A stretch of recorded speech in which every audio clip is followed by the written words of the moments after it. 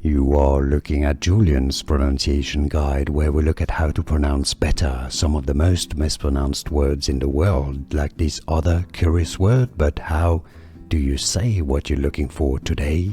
We are looking at how to pronounce this word, this name, as well as how to say more interesting medical terms that too many mispronounce. So make sure to stay tuned to the channel if you enjoy learning. In British English, it is said as pancreatitis.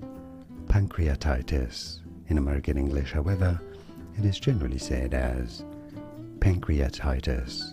Pancreatitis. And now you know. More videos for you here to learn more correct pronunciations. Thanks for watching. Here are more videos on how to pronounce more confusing words and names too many mispronounced. Like this video if you found it useful. I appreciate your support. I'll see you soon and thanks for watching.